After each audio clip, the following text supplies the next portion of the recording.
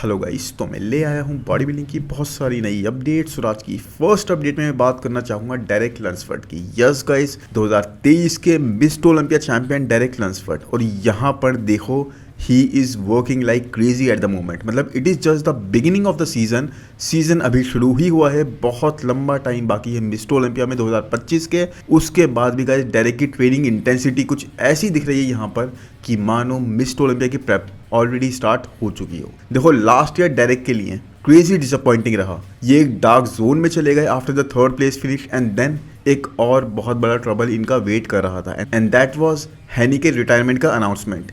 Yes guys, अब Derek को एक न्यू कोच भी हायर करने हैं हैनी से पहले। डेरेक ने जिसके साथ भी ट्रेन करा, जिसके अंडर कोच करा, he could never come in condition at the stage. इनके साथ ये इशू हमेशा ही दिखाई दिया। जब तक हैनी के अंडर ये कोचिंग करने नहीं आए तब तक he could not win the total division title, और ऐसा ही मिस्टर ओलंपिया के टाइटल के टाइम पर भी हुआ। और अब गाइस हैनी के ना होने से यही दिक्कतें डायरेक्ट के लिए फिर से बढ़ती हुई दिख रही हैं। Who will he hire? किसको ये हायर करेंगे इस टाइम ट्रेन करने के लिए? मतलब माइलोस एक ग्रेट कोच की चॉइस है, पास्ट कोच ऑफ सैमसंग, तो इनके लिए एक अच्छा ऑप्शन बन सकते हैं, साथ में स्टेफन किन्जो। बट इनके साथ एक ये चीज़ है गाइस कि ये ऑलरेडी ट्रेन कर रहे हैं बहुत सारे एथलीट्स को जो कि ओपन डिवीजन में ही compete कर रहे हैं। सेम गोज विद पिटोर एज वेल। पैट्रिक टूर भी ऐसा ही कुछ कर रहे हैं, बहुत सारे एथलीट्स को ट्रेन कर रहे हैं। बाकी अगर देखें हम क्रिस असीतो के बारे में तो उनके साथ भी सेम सीन है, गुडविटो वगैरह को वो ट्रेन कर ही रहे हैं, और एंड्रू चैक भी उनके अंदर ही हैं। तो ऑप्शंस में बहुत सारे ऑप्शंस अवेलेबल हैं, लेकिन ऐसे टॉप के ऑप्शंस पे बहुत सारे एथलीट्स ऑलरेडी ट्रेन हो रहे हैं। तो डेरेक को एक ऐसा ऑप्शन चाहिए जो क्रेजी अटेंशन दे पाए डेरेक को। ऐसा अवेलेबल तो अभी नहीं दिख रहा, बट चाहिए डेरेक को ऐसे ही कोच, क्योंकि लेग्स का जो डिपार्टमेंट है, लेग्स का जो इशू है डेरेक के साथ भी इतना ही बड़ा है जितना कि निक के साथ रहा है। इट्स जस्ट डेरेक के एस्थेटिक्स की वजह से उस चकाचौंध में फर्स्ट 2 ईयर्स वो इतना हाईलाइट नहीं हुआ, कहीं ना कहीं छुप सा गया। लेकिन अब वो चीज़ उभर के आई लास्ट ईयर के मिस्टर ओलंपिया में। इट्स ऑल्सो क्लियर कि डायरेक्ट compete नहीं करेंगे इस साल के आर्नो क्लासिक में। यस गाइज, ये इन्होंने पहले ही क्लियर कर दिया था। वैसे कुछ चेंज होता है तो समझ में आ जाएगा, लेकिन अभी तक इट्स कन्फर्म्ड कि ये compete करते हुए हमें नहीं दिखेंगे। वैसे अगर करते भी गाइज तो the way things are moving for Samson daughter right now, जिस तरह की स्पीड पर वो चल रहे हैं, मोमेंटम कैरी कर रहे हैं, and everything is going in his favour, उस तरह से डायरेक्ट का जीतना मुश्किल बहुत ज़्यादा हो जाता। बट डू यू रिमेंबर कुछ महीने पहले डायरेक्ट ओलंपिया टीवी के बैटल के अंदर सैमसन को ऐसा बोल रहे थे कि आप थर्ड प्लेस के लिए बैटल करोगे।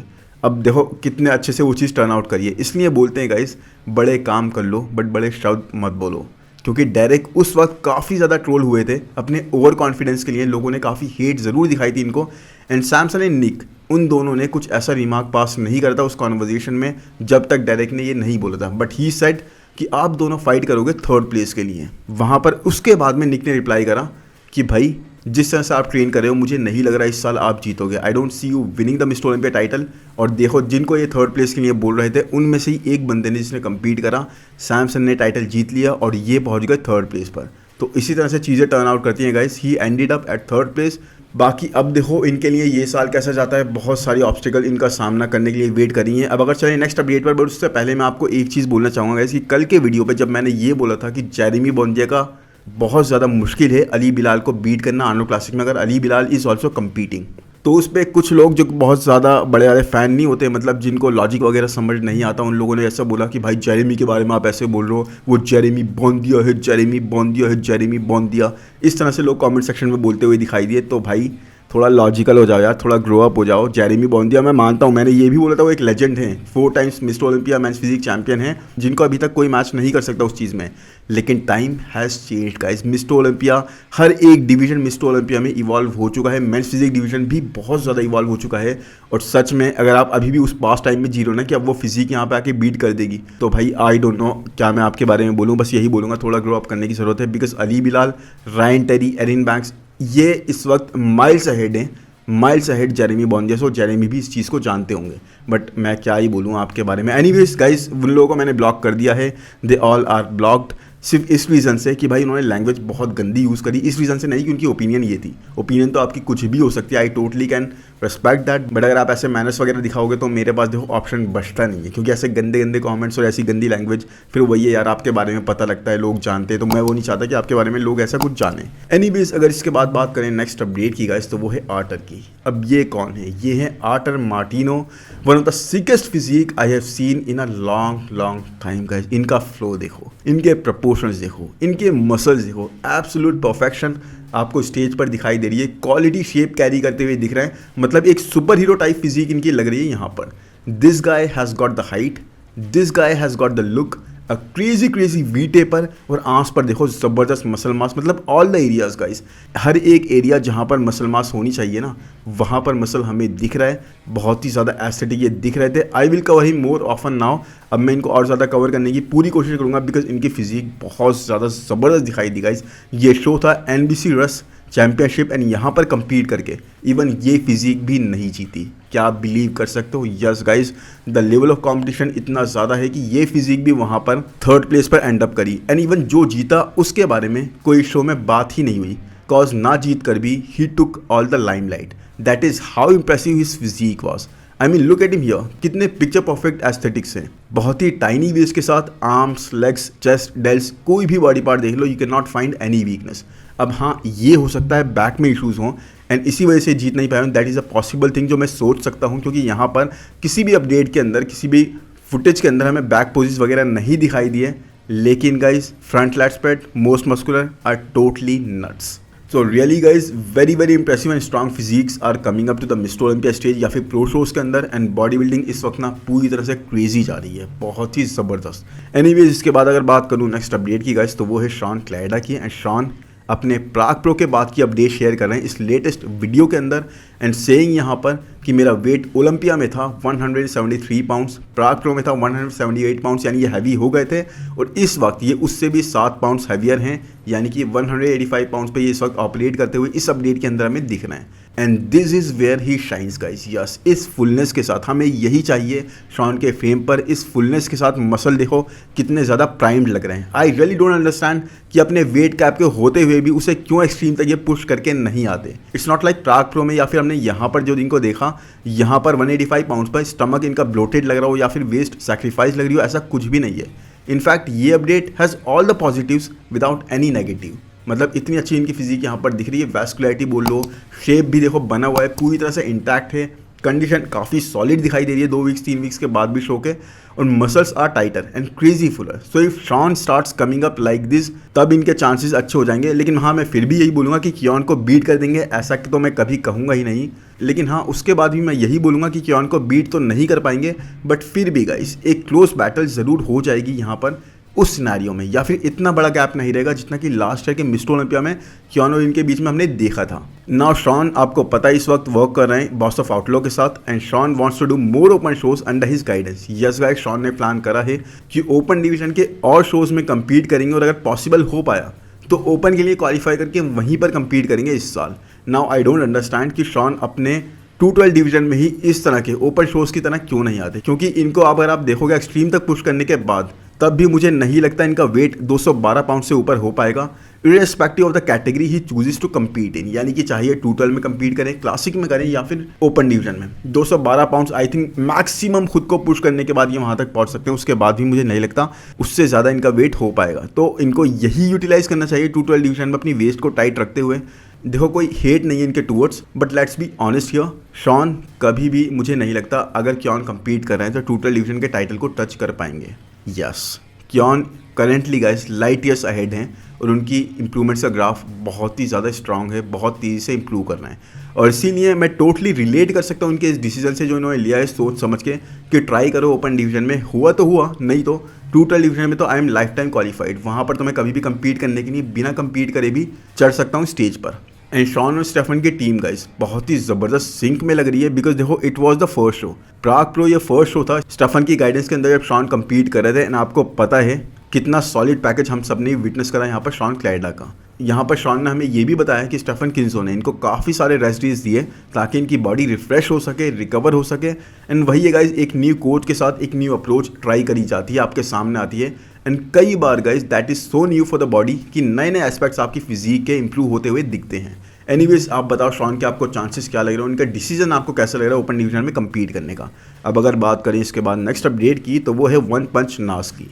और वन पंच नाज एक स्मॉल ब्रेक के बाद जो कि इन्होंने लिया था अपने लास्ट शो के बाद, जो कि था मिस्टर ओलंपिया ब्राज़ील, जहां पर ये बहुत ज़्यादा क्लोज आ गए थे जीतने के, and even beating Ramon Dino. Yes guys, अब जिम में ये वापस आ गए हैं ब्रेक के बाद एंड फ्यूचर इनका बहुत ज़्यादा ब्राइट दिख रहा है। क्लासिक डिवीजन में, क्योंकि ये इनका डेब्यू ईयर था मिस्टर ओलंपिया में। डेब्यू ईयर में ही वन पंच नाज ने बहुत ही सॉलिड परफॉर्मेंस दे दी और बहुत ज़्यादा नाम अपना कर लिया। आई मीन चलो मिस्टर ओलंपिया में टॉप 10 ये क्रैक नहीं कर पाए, but his physique was really good. And उसके बाद गाइस मिस्टर ओलंपिया ब्राज़ील हुआ 2-3 हफ्ते के गैप में, और रामोन के साथ टो टू टो जाना, मतलब ऑनेस्टली इतना ज़्यादा स्ट्रांगली रामोन ने यहाँ पर ना तो इनको बीट करा ना फिर सेकंड प्लेसर को बीट करा। That show can easily belong to anyone out of those top 3।